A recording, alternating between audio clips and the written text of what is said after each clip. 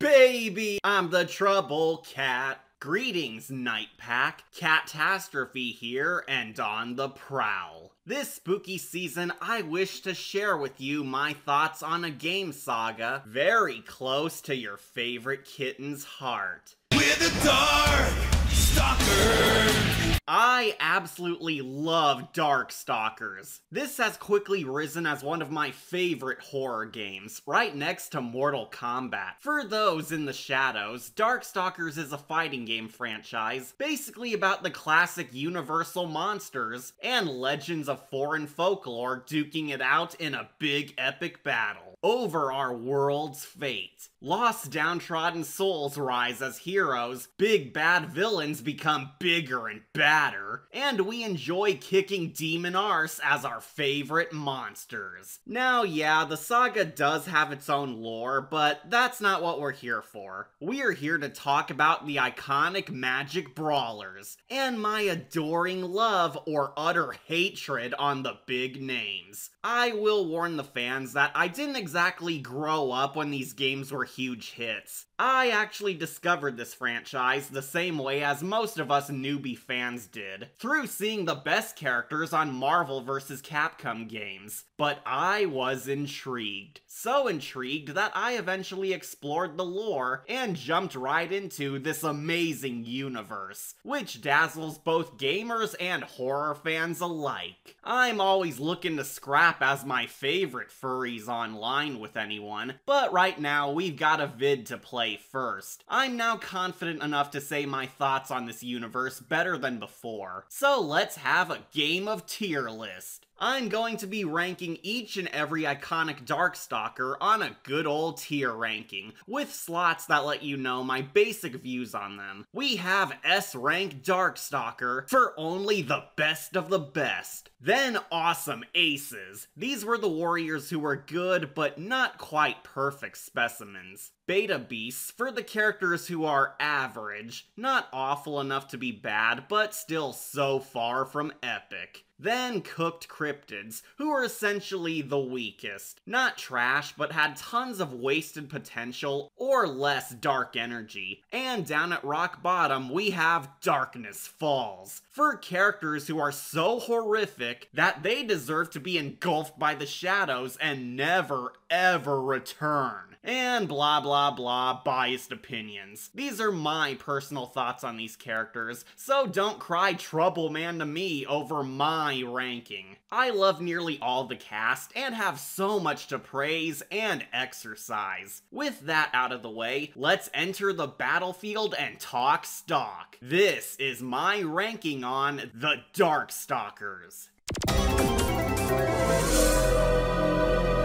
Well, let's kick off this list with the character I know everyone wants to see, Princess Morgan Ainsland. And I'm sorry guys, but I have to say it. Morgan sucks. She sucks. Overrated as hell, worst character of the franchise. Morgan has not aged well, and isn't as great as we all- No, I'm just kidding. Of course Morgan's S rank. Was there really any doubt? Without Morgan, there wouldn't even be a series. For reals, Miss Ainsland is practically the mascot of the franchise. Anyone who has even heard of Darkstalkers knows who this lovely lass is. Morgan is the sole icon of the series who has stayed mainstream, and kept Darkstalkers in memory for the exact reasons you think. She's hot, she kicks butt, she's fun, and she's the literal personification of temptation. The succubus princess is the rebellious daughter of not Satan, who's grown extremely bored with her duties as a royal, so she frequently runs away to our mortal world of Earth in order to partay, have lots of sex, and stir up plenty of mischief, all in the name of fun. Morgan's simply suave and cool. Men want her, women want to be her, and she's shockingly more than just a pretty face. face. Her story about being a runaway hell princess gives her far more layers and depth than you'd expect for somebody who deep down just craves fun. Over the course of the series, and depending on the continuity, Morgan evolves from a wicked villainess into a sassy anti-hero who goes from treating other souls as playthings into seeing something special within these puny mortals worth cherishing. A very touching redemption arc of sorts, which naturally made lots of fans fall for her. After all, everyone loves a bad girl, having twisted fun by dark, but hiding a heart deep down, which makes her endearing. She's never been my number one, but I can't deny that Morgan's undoubtedly the alpha gal.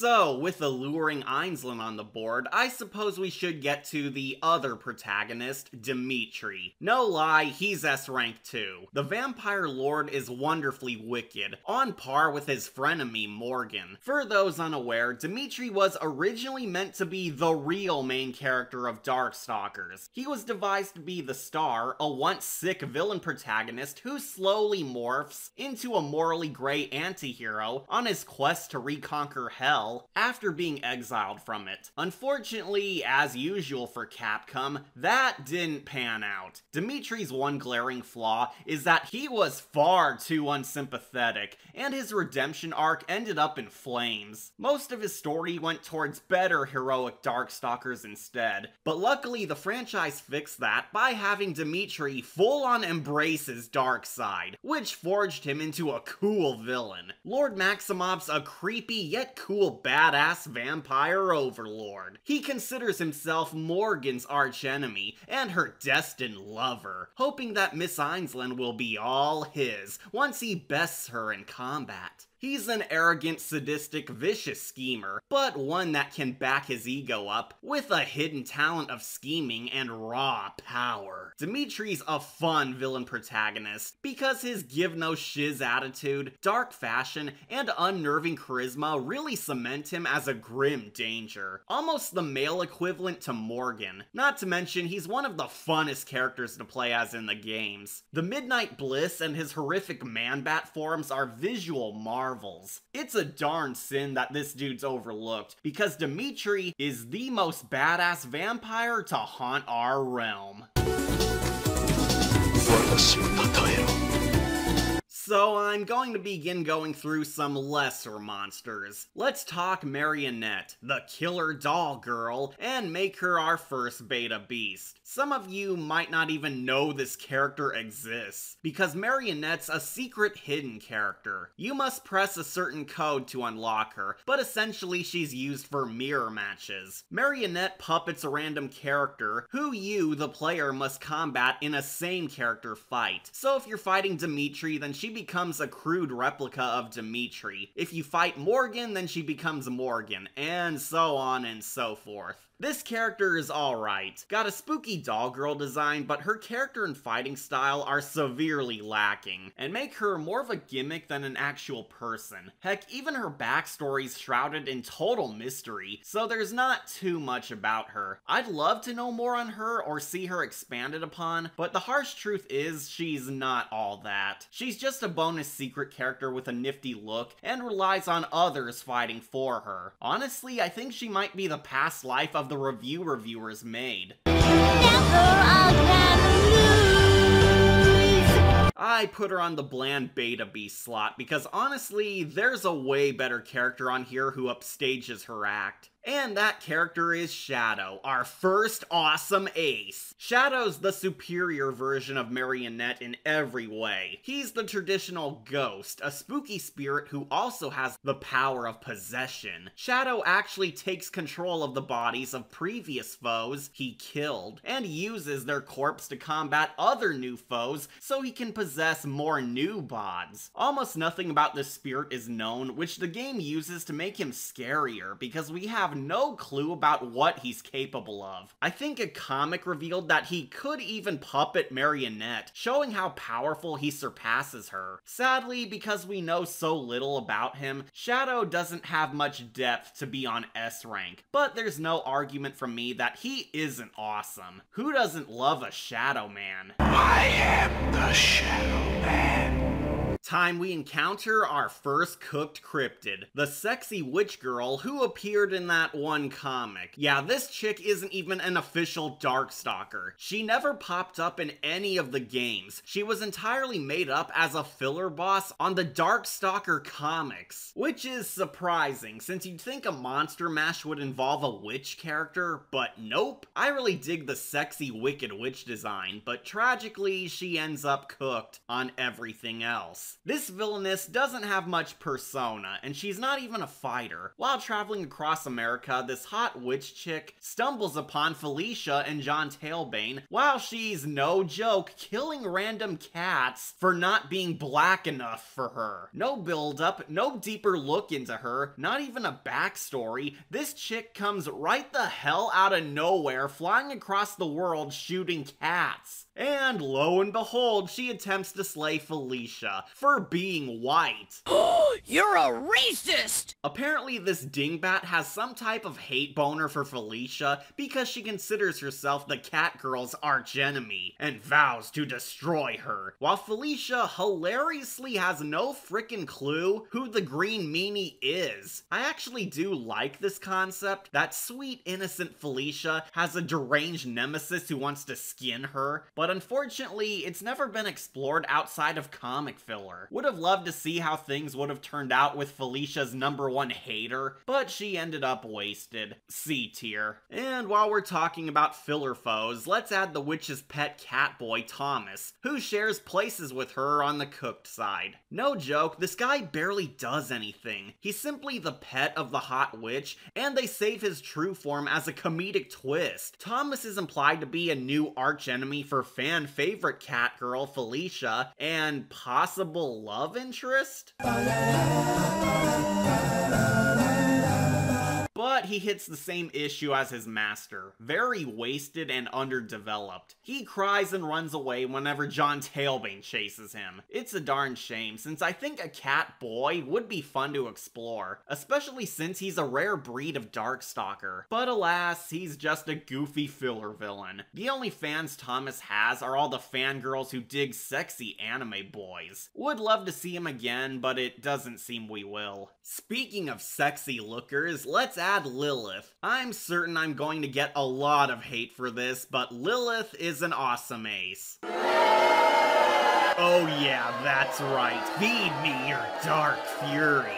Lilith has never been a character I totally loved, but she's still pretty fun and outrageously zany. Lilith is Morgan's sister, created from a missing piece of Morgan's soul, which was found by Jeddah and given shape into a twisted reflection of Miss Ainsland. Grateful and addicted to experiencing all pleasures of life, Lilith becomes Jeddah's right-hand woman, helping him on his villain quest, while it's also partying and stirring up trouble like Big Sis. Lilith's the Melina to Morgan's Katana. She's a hyperactive lunatic party girl, more obsessed with having fun than any serious business. However, beneath her chipper demeanor lies a lost monster, who seeks to reunite her soul with Morgan in order for them to become one, but with Lilith's mind behind the wheel. I will say she's really funny, enjoyable to play as thanks to her goofy movesets, and makes for a terrific foil to Morgan. But the sole reason why she's not high up top for me is because the writers have not given her a solid character, as she's been both a misunderstood anti-villain with a heart of gold, or somehow a more monstrous evil bitch than her sister, who loves killing people. Lilith's written very inconsistently morality-wise, which is why I don't often gravitate towards her as much as the cooler chicas. Almost all the other Darkstalkers establish where they stand, but she swings to yin and yang too often. I don't view her as perfect for that sole reason. Nevertheless, I do agree she's awesome for being fun and gifting us somebody for the cooler sister to bounce off of. Geez, my sister's weird. Unlike you, Doctor. Since we're on topic of the Ainslim clan, let's soar with Morgan's father, King Belial, ruler of the Makai, who is sadly on Beta Beast. I'm sorry, dear Lady Morgan, don't mean to diss Daddy Demon, but sadly Belial is an average character because we never get to enjoy him on screen. Belial's an off-screen vague force of nature, and many times a posthumous character who we barely even see. The King of the Makai is an old demon warlord who gave birth to Morgan so he could pass on his kingdom and throne to her as he's dying. The Demon King ruled for eons but requires an heir to lead his forces into a stronger empire, which he seeks to guide his daughter into becoming. Sadly, we don't exactly get to know much about him or even witness him in action. We meet the guy around the time he's dying or is long dead, and his demise is meant to influence Morgan's character development. It's almost hard to determine if he's even truly evil or not, because Belial seemingly pays no mind to our human verse and truly loves his daughter as his biggest redeeming trait, but at the same time we can't rule out if he has committed evil sins, since he does have severe punishments, banished Dimitri over personal vendettas, and you know, is ruler of hell and all. I'm unsure if he even counts as a full character because he's more or less an NPC we only get to know when his time officially comes to an end. It's strongly teased he was a badass a while back, but not by the time we meet him. I'll keep him in the middle since he's got some cool factor, but isn't a strong enough presence in the saga. Speaking of weak presence, we're putting Sea King Rikuo down low as our first Darkness Falls entry. Oh yeah, I'll be the brave kitty to say it. Rikuo sucks. He sucks. This is easily the most unpopular Darkstalker on the roster. And no, he's not curiously attractive for a fishman. He's fugly in the actual games. Inspired by the creature of the Black Lagoon, Rikuo is a king merman who enters the Darkstalker War in effort to protect his sea folk from the rising darkness. However, he's not even close to a hero like Aquaman, but rather a more nasty, gross Namor. Now, of course, there's a cool idea here for a badass sea monster, but Rikuo's proven to be a poor example of one. Most Darkstalker fans do not like this guy because he's very ridiculous to play and fight against in the games. His powers are total bull, and he's so unlikable. Rikuo is presented as the good king who only wishes to save his people, but in his ending he does so by killing all life on the surface world so he can make room for his kind, not giving a Sasquatch's crap about all the lives he destroyed to make him and his group the master race. What an asshole! Screw this guppy. All this loser is a dumb meme. You are curiously attractive for a fishman. So I've been told. Up next is the blade surfing kahuna himself, Donovan, who I'll admit is awesome. Donovan's a character I've had mixed feelings for over my time as a Darkstalker fan, as he's easily the least interesting of the core cast, and not perfect enough for me to view as an S-rank all-star. But his journey on saving the world and slow redemption arc into a more noble anti-hero definitely save him from falling down low. Donovan's essentially the Van Helsing of the saga. He's a Nephilim monster hunter, born half human, half Darkstalker. Upon nearly losing his humanity to his dark demon heritage, he suffers a grim tragedy which leads to him mastering his emotions and training to purge this world of monsters in order to atone for his past sins. He saves a little girl named Anita who travels alongside him and inadvertently helps him cling to his soul he struggles to keep. Now this guy seems like a badass hero on paper, and while he's definitely a powerful character in the games, I do have some probs with his personality and end goal. My biggest gripe being that Donovan sees the world in black and white for the longest time, and is the last character in the series to understand the morality struggles the other Darkstalkers feel. Like, this guy vows to kill every supernatural creature around the globe, including the good Darkstalkers. Darkstalkers. Like, why? He gives zero care that his mission requires cutting down the heroic Darkstalkers who just want to live their life or bring good in the world. So he's a-okay with offing Felicia, Victor, John Tailbane, Hasinko, Morgan, and even Anna Karis, who just wants to keep his people safe. But oh no, they're born of dark blood, then they must be purged. It's really the big reason why he's not S-rank to me, because he's almost too unsympathetic until his heel face turn. Oh, and don't get me started on the OVA. I hate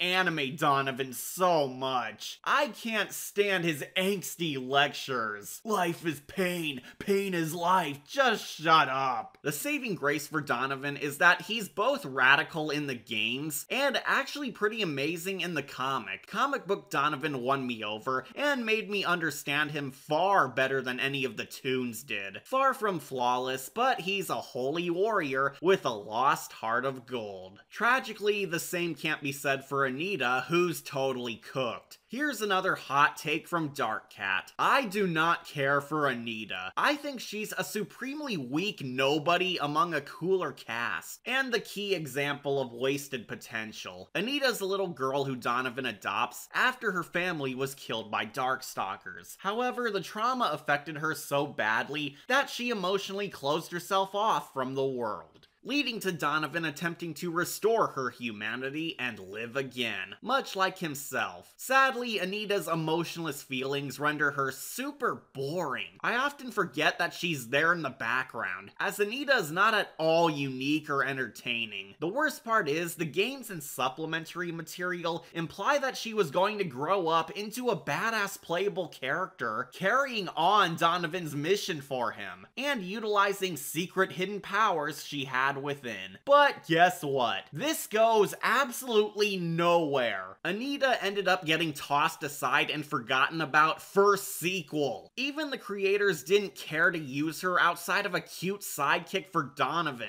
I never got what was so special about her because at the end of the day, she's just useless and dull. Hasinko explains my thoughts on Anita precisely. Jeez, kids are brats. Remind me not to have any.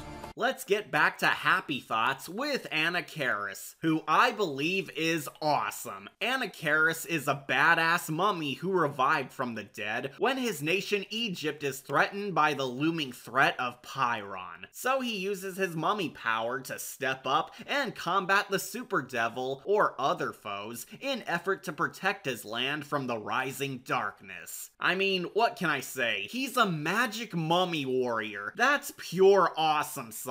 The only reason why Anna Karis doesn't make S rank is because, for as boss as he is, he's also a very difficult character to control, as the Pharaoh's a tank. He's a big, buff, slow tank character, whose hits and specials are what pack a wallop. However, the other fighters are way faster than him. Anna Karis can survive hits for a while, but having him move is his biggest hurdle, though he atones for that thanks to his marvelous magic moves, which are all fun. My fave being him transforming opponents into their spirit animals. Those are always grand. Personality-wise, Anna Karis fits the ominous, mysterious, noble king act, as all he desires is the safety of his people, and has no quarrel with others unless challenged. However, he's a king unafraid to get his hands dirty, and will show you why his rule is everlasting, making him epic. I have a soft spot for killer mummy warriors, so you can bet it's a huge delight to play as a magic mummy. A shockingly good king, Anna Karis is truly a national treasure. While we're on the topic of royalty, let's fly with QB, who's totally awesome. QB's an insect monster in the form of an alluring woman who allies herself with the villain Jeddah in exchange for helping her bee people prosper under his new world order, and seeks to help her kind build better hives above those who view her kind as stupid bugs unworthy of respect.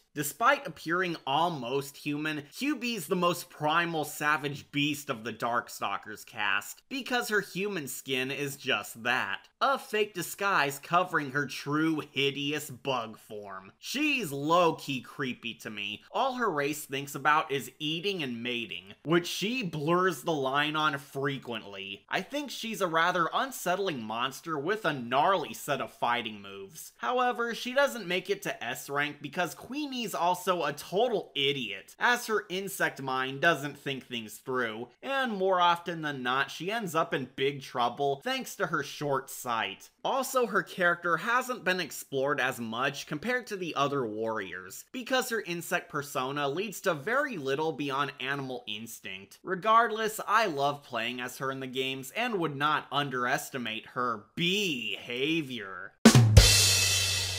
But before we fly too close to the sun, let's cross off our last comic-only character, Lilith's boyfriend, John Stately. He's going squarely on Beta Beast. He's got more going on than Marionette, so we'll give him that. This dude's another book-only character who plays a love interest towards Lilith, as he befriends her when she's lost and gives her a home to stay at, where Morgan's chaotic sis slowly falls in love with him and begins a redemption arc thanks to the power of love. John's an alright character, but being a regular generic human guy does hold him back in a franchise famous for its fighting combatants. John's got a cute romance with Lilith and helps her form an identity to call her own thanks to his compassion and friendly hand, but he's a pretty meh person on his own. All we know about him is that he's an artist, he's nice, he admires Robin Hood, and Lilith's totally into him, which to some fans makes him a rival. Overall, he's just okay, but I don't see what Lily sees in him. Let's finally get another epic Darkstalker with Hasinko, an S-rank badass. And you know what? I will push her ahead of Dimitri because she's that gnarly. Hasinko's a bounty hunter Chinese vampire who treks across the land handling Darkstalker crimes. For a decent price, of course. Hasinko's so fun, not only in her games as this hyperactive long-armed ghost girl with a penchant for cartoon weaponry, but her spunky bubbly hero attitude makes her really stand out amongst a more dead serial cast. I would dare say that she comes across as the most normal girl among the female Darkstalkers, as she acts like her fights and missions are just a job, and she shares tons of playful banter with everyone else, especially her ghost sister. The funniest moment they share is when the sisters both crush on Thor. Hasinko and her sib are bound together as one, with her twin Mei Ling being the moral compass and brains of the operation, while Hasinko's the muscle and driver of their bod. Her backstory's a bit overly complex, as they use a ton of magic and suffered a tragedy where they lost their mage ghost mother, but their role as a Darkstalker warrior makes them really enjoyable to play as and watch. Hasinko's super cool and charming. She has a really elegant design, loves her throwing knives, is so adorable, and has the most creative moveset on par with Jeddah and Morgan. I think she's hugely underrated and deserves way more love.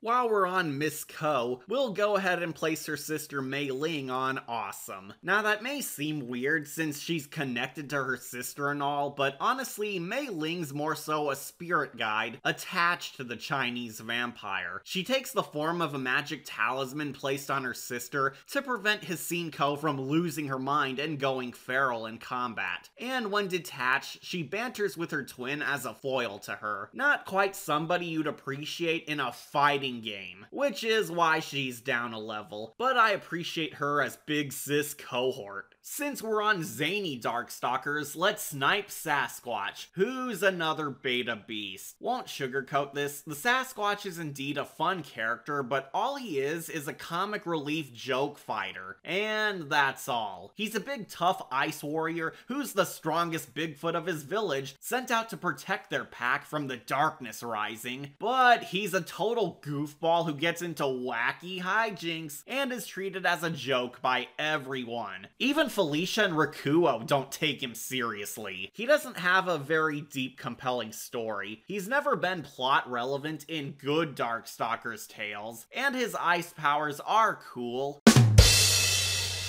but his moveset pales in comparison to superior warriors, and his sole purpose is the joke character. He's the Dan Hibiki of Darkstalkers. I don't recall ever meeting somebody who told me Sasquatch was their fave. Good for laugh and has some killer moves, but he's on the mess side of epic icons. The only thing I despise about him is his annoying relative Furball. Screw that ditz. Speaking of awful annoying sidekicks, let's talk about the worst Darkstalker, Harry Grimoire, who, surprise surprise, is Darkness Falls bad. Now some of you may ask, hey Kat, did you only include Harry Grimoire to list him as the worst character? Yes, I did. Harry Grimoire sucks. Some dipwad at an animation studio thought to themselves, you know what this dark horror anime with hot chicks, spooky demons, and dramatic tales with racist and sexual themes was missing? A wacky tag-along kid sidekick.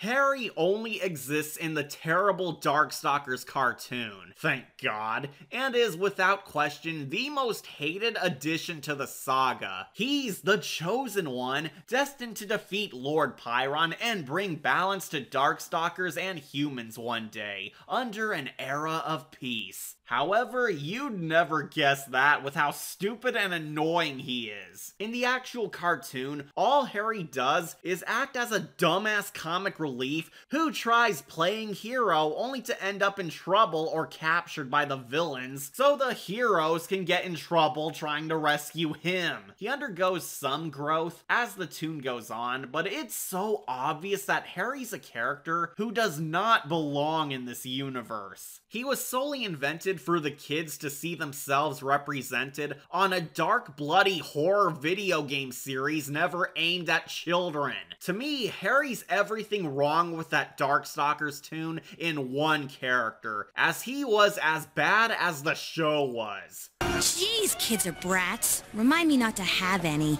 While we're on the depressing side, I'm sticking Dark Donovan in Cooked Cryptid. This is Donovan's dark half possessing him, but in truth, I never found him interesting. Dark D's just boring and generic. And while I'm raising hell, let's raise Victor onto Beta Beast. Though he's certainly high up on the beta line, he's still just an okay character. Victor is merely Frankenstein's monster. That's it. He's Frankenstein's monster in a fighting game. Victor has a really sweet backstory, as all he seeks is to protect his creator and sister Emily, but when she's endangered, he's reluctantly dragged into the Darkstalkers conflict, and slowly rises above as the hero people never saw him as, in a badass hero's journey. Sadly, his simple character simply makes me less interested in him, when he's surrounded by such awesome monsters with more pizzazz. It doesn't help that his combat moves are also okay. Victor shocks enemies with electricity, has super strength, and can grow his butt bigger. His fists, his forehead, and his butt grow bigger. Lame. He's a nice character in certain aspects, but to me, he's got less wattage. Which leads me to my case in point, Pyron. Lord Pyron's an awesome ace, who's out of this world. This guy's the definition of an epic boss. If it isn't clear, Pyron's essentially the devil. He's a being of great evil who crossed the cosmos to raise hell, and'll destroy Earth by eating all our souls. He kickstarts the entire conflict of the OG games by conquering our blue ball Earth, but allowing us a fighting chance to survive if he can lose a brawl to the fiercest champions our planet has to offer, where naturally the Darkstalkers step in. The Super Devil loves to fight and challenges these monsters, blocking his meal. Pyron's the original final boss, and a dang tough one. This guy radiates mega villain energy, has some sweet stylish moves moves and over-the-top charisma, and is super monstrous. I won't lie though, he's not an S-rank Darkstalker in my cat eyes, because he's been butchered in tons of media outside the games. The cartoon bastardized him completely. The OVA nerfs him into a generic Doomsday villain, and the comic gave him a huge anticlimax. I don't like that he's been disgraced, but won't deny that the games made him a ferocious boss. He's under Anacharis for me, as he's pure fire, yet not hot enough. Finally, we scratch my fave, Felicia.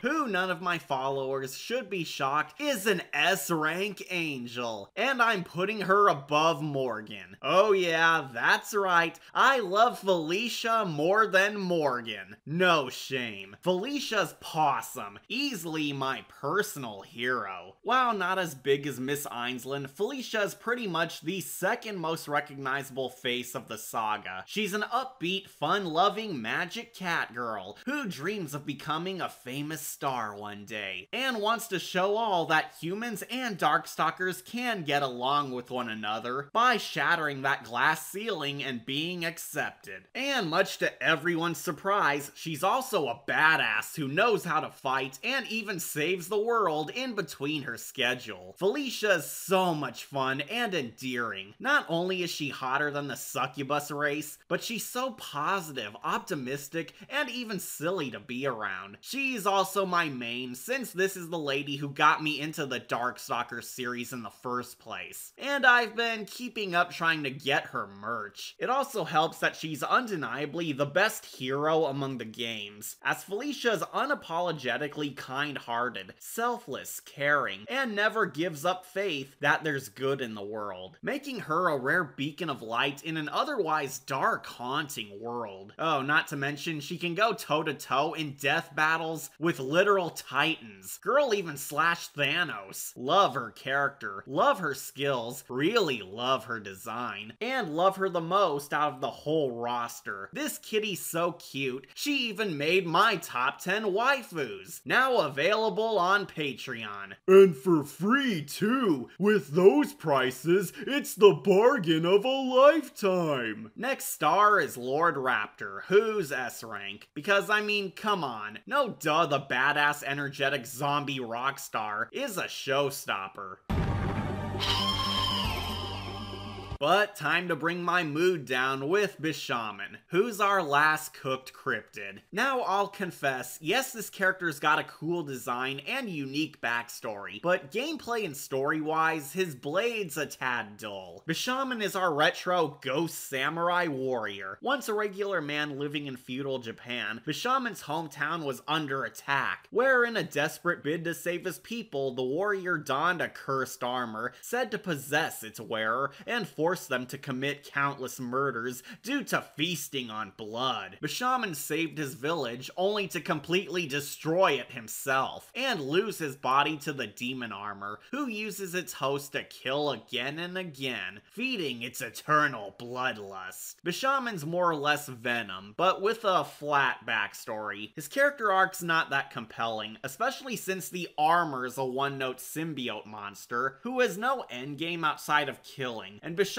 himself is not really explored as a person, since it's kept a secret twist that he's really a good guy trapped in Darkstalker armor. They tried making him somewhat cool by having him be Donovan's rival, but that doesn't exactly make him as enjoyable as the cooler monsters. Not to mention, he's super hard to play as in the game. He's like the biggest character I suck at. I can perform well as Rikuo over him. Bishaman does have a wicked concept, but I don't find him shiny like the high-class knights. Let's do Huitzel next, who I think is awesome. The Huitzel bots are fantastic battle droid warriors with the coolest moveset, creepy menace, and a fearless, unrelenting dedication at fulfilling their programming. Basically, Pyron invented the Huitzel drones to serve him as loyal goons, and scattered them across the galaxy to hunt down potential opponents the Super Devil could battle for funsies. However, the robots are also designed to be tough combatants themselves, and help thin the competition in case their prey is unworthy of Pyron's greatness. One of the Huitzel drones actually gains a character arc when it befriends an Aztec boy who discovers and fixes it, where Huitzel actually evolves into a self-aware free thinker who grows to love these humans, performing an Iron Giant plot by sacrificing itself to save his human companions. These bots are incredible mecha mooks who really impress me with their sinister sci-fi look, their advanced weaponry, the cold lifeless robot voices, and really jolly fights they share with rival Darkstalkers. Some may find it weird that the guy who was by all purposes a mindless jober made it so high, but I say he's an achievement in engineering. Final 3, let's count down with BB Hood, who actually wins S rank from me for one big plus. BB Hood is frickin' creepy. You know you're not a true horror fable without a scary child cliche, and BB Hood's certainly the high bar for that archetype. Red's a psycho little brat who dedicated her life to hunting and exterminating all Darkstalker kind, has an arsenal of advanced weaponry, slick skills at using her innocent girl charms to fool foes, and a demented bloodlust as she really loves her job. BB Hood has a tragic tale explaining all of this, as she was once a normal, innocent girl from a loving fam until a werewolf came along slaughtering her parents, leaving her alive, heartbroken, and vowing vengeance on the very monsters who ruined her life. Alas, in a tale as old as Red Riding Hood, BB Hood slowly grew into a worse menace than the creatures she slays. This lady's the epitome of all the worst habits of humankind. BB Hood was designed to be so ruthless and sadistic that she shows how sometimes human beings are the real monsters. She slips so far down the abyss that she's worse than the literal demons and ghouls she kills, because she lost herself to the joy of murder. She's that character who makes you ask, exactly how much can a tragic backstory truly justify before you realize you're the real ghoul? BB Hood's a twisted villain, so much that even the other Darkstalkers dread her. She's scarier than Dimitri. Bet you'll never guess who her archenemy is. Helping her high status is that she's also fun to play as BB's a berserk maniac with some insane combo moves. I really dig the hyper psychopath villainess, and BB Hood's no exception, since she's nearly worse than Negacat. So epic that it's hard not to shake in the path of a monster serial killer. Finally, at the hot furry for females, John Tailbane, who's another S rank, because of course he is. Did you read what channel you're on? Tailbane's a wicked werewolf warrior, who has slowly gained his dues as an underrated powerhouse. John was once a man until a demon wolf inflicted a curse upon him, which naturally made him into a werewolf. Unlike most of the other Darkstalkers, the guy wasn't born with his supernatural gifts, but was once a normal Joe who lost his old life and all hope of ever becoming ordinary. A martial arts Darkstalker who shares his pain adopts him and guides him in the ways of spiritual enlightenment in order to help him control his urges and salvage his soul, where John grows into a kung fu wolf, going on adventures around the globe just trying to live. In some incarnations, Johnny Boy forms an odd friendship with Felicia too, who helps the Wolfman restore faith in humanity, allowing Tailbane to become a heroic Darkstalker with hope again. And this is why John's so popular. He's everything that Dimitri and Donovan should have been. A lost soul who salvages his inner good in order to rise up as a hero saving the world. The werewolf's such a terrific anti-hero that it's why people love him so. Well, that and all the horny fan art. Plus his gameplay's also the easiest to master, making you want to play him more often since Tailbane's skills exceed even Morgan's. So a strong fighter as well. I'm so glad this dog got his day, because Tailbane's got plenty of bite backing his bark. And And saving the best for last, we have Jeddah, who's phenomenally an S-rank icon because he's the gold villain of the series. Guys, this dude isn't only the best Darkstalkers baddie, he's one of the best Capcom villains ever. He's right up there next to M. Bison and Wesker. Jeddah's that bossa nova. To put it bluntly, Jeddah is the Grim Reaper. More specifically, a Dullahan, the Japanese Grim Reaper. He's a centuries-old demon lord who escaped his imprisonment thanks to the death of Pyron, where he learns of the power struggles between Darkstalkers and humankind before putting forth his ultimate endgame to resolve that into motion. Jeddah's plan is to, no kitten, absorb enough warrior souls so he can kill God and replace him with a cloned baby version of himself, so he can rebuild our universe under his greatness. To do so, he tries reaping every Darkstalker he can to gain the power to assassinate the Lord, where everyone puts aside their differences to stop him. Holy cow, this villain scheme's so intense and deranged, I love it. The bad guy wants to kill God. How do you outdo an endgame final boss like that? What boosts him sky high is that Jeddah's also a terrifying horror monster. He's a cold, calculating chess master, suave and cool under pressure, has a haunting evil laugh, and his movesets are all bloody, gory Mortal Kombat attacks. Jeddah sometimes self-mutilates himself knowing he can regrow lost body parts, or gruesomely bludgeons his opponents in savage ways. This guy's disturbing. Hell, the guy even bitch slaps Dante. Is there any denial of his badassery? Appropriately, he's also the lethal final boss. Because he has more traits and lore, he rises above Pyron in every way. This dude's the perfect horror game villain, so he deserves all my praise. Who knew the only thing scarier than the Super Devil was death itself? And that completes my Darkstalkers ranking. Here's a photo if you want to see them all together. The franchise overall has a pretty killer roster of grand icons. So, what did you think? Were you surprised by my list? Did you call it? Who are your favorite creatures of the night? Well, post it on the screen, cause I gotta catch the Felicia show.